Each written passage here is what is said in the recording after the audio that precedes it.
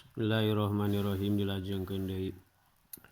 Paslun pasal ari eta hiji pasal al-isyanatu ari pirang-pirang minta tulung.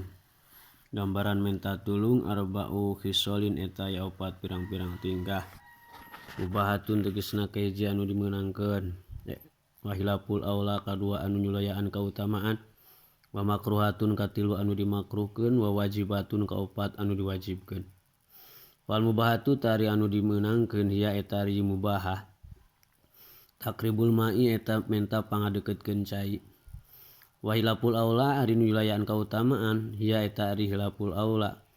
Subul ma'i eta menta dipangocorkeun cai ala nahwil muta'awwadi ka saumpama jalma anu keur wudu. Wal makruhatu jeung ari nu dimakruhkeun hiya eta ari tu makruhah.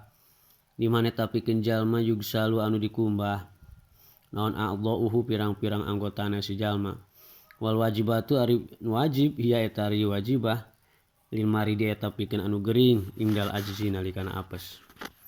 Paslun ari eta hiji pasal al amwalu ari pirang-pirang harta. Alati anu talzamu misti fiha dina ieu amwal naon azakatu zakat sitatuan wa in eta ya genep pirang-pirang warna. Aniamu tegasna kahiji ingon-ingon. Wa naqdani jeung emas perak wal mu'siratu sareng pirang-pirang tatanduran. Wa amwalu tijarati jeung pirang-pirang harta dagangan. Wajibuha anu ari wajibna ieu amwalu tijaroh rubu usri qimati urudi tijarati eta 1/40 harga pirang-pirang barang dagangan. Warikaju sareng pependeman jahiliyah wal ma'danu sareng barang tambang.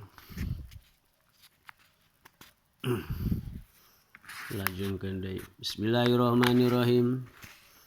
Paslun ari eta hiji pasal yajib wajib naon saum Ramadan puasa di bulan Ramadan biahadi umuri khamsatin ku salasa hiji pirang-pirang perkara anu 5. Ahadu hari salasa hijina itu khamsah bikamali sa'ban. Ari anu kahijina itu khamsat umur bikamali sa'bana eta ku sampurnana bulan Sa'ban. Salasina tegasna mah 30 naonana yauman poena. Wasani hajeng ari nu kaduana tina itu khamsah biruyatil hilali eta kuningalina bulan tanggal bihakiman dina hakna jalma roa anu ningali si jalma kana eta hilal. Wa in kana jeung sanajan bukti si jalmana pasikon eta anu pasek. Wasalisu hajeng ari nu katiluna tina itu khamsah bisubutihi eta kudu metepna ieu hilal pihakiman dina hakna jalma. Lam yaro anu teu ningali siman hakhu kana itu hilal biadli syahadatin kalawan adil persaksian. Warobi wajeng ari nu kaopatna tina itu khamsah bihibari adlin eta ku bejana jalma nu bihibari adli riwayatin eta ku bejana jalma anu adi riwayatna mausukin anu dipercaya sahabihi yesi adlin. Sawaun ari hukum eta nu sarua bae wa qatu miba pil qalbi dina hate naon sidkuhu ngabenerkeunana itu si adli riwayah amla atawa henteu. Ogoiru mausukin atawa anu henteu ke kapercaya sahabi itu si jalma. Ingkana lamun wa qalamun tumiba fil qalbi dina hate naon sidkuhu ngabenerkeunana itu si jalma.